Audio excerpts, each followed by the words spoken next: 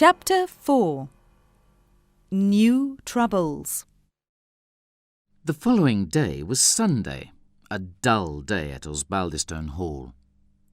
We all attended the formal religious service in the morning, and, when it was over, Sir Hildebrand congratulated me. "Ha ha! So you did not go to prison after all, my lad. You were lucky this time, but do not tempt fate again." His words embarrassed and irritated me. "On my honour, sir," I replied. "I am innocent. I was not involved in that detestable crime." I was saved from more embarrassment by the arrival of Rashleigh. He was leaving soon for London and wanted to know more about my father, his relations with me, and about the business. I, however, was more curious to find out about Di Vernon.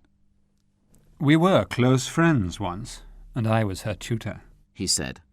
"Then my studies took me far from her. She must now decide between life in a convent or a convenient marriage. She is engaged to Thorncliffe, my brother, but I am convinced that I am better qualified for her." These words hurt me, and that evening, when I met Di, I was cold and rude to her.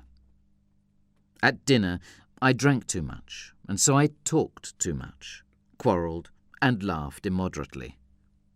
Rapidly, I lost all control.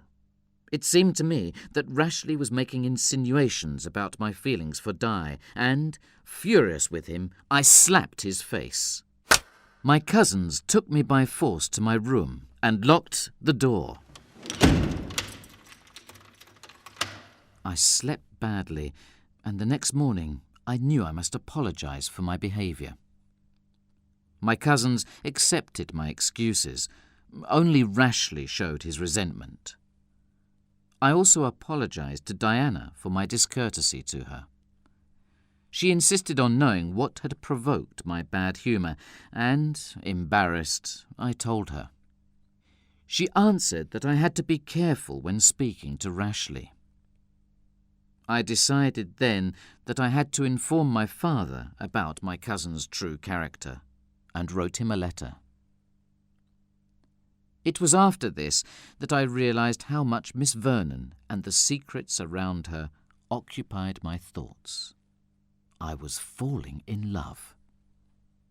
Rashleigh left the Hall for London, and after his departure I started to help Di with her studies. I discovered that while she had had an extremely good education, she was totally ignorant of real life beyond the Hall, and knew nothing of accepted feminine behaviour.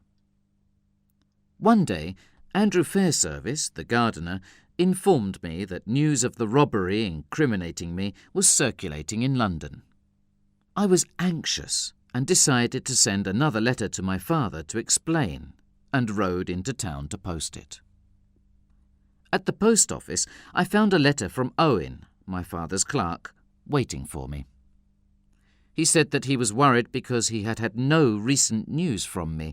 He did not mention my previous message concerning Rashleigh, and so I became suspicious. Does someone intercept my letters at Osbaldistone Hall? I wondered.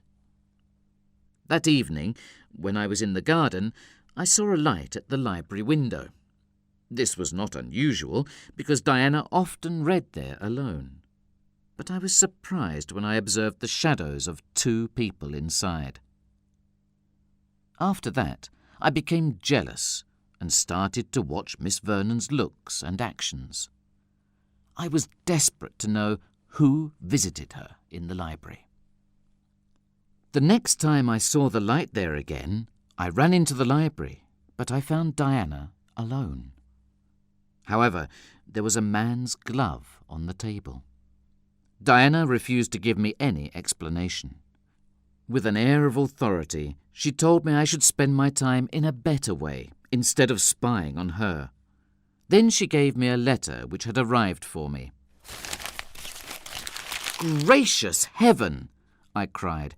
"My folly and disobedience have ruined my father. This letter says that Rashleigh has gone to Scotland. During my father's absence in Holland, Rashleigh left London, taking documents and large sums of money from the company. Mr. Owen is now in Scotland too, in Glasgow, trying to discover where Rashleigh is hiding. I decided I had to go to Scotland immediately to help my father's clerk. Before I left, Diana gave me a sealed packet without an address and ordered me to open it only in an emergency.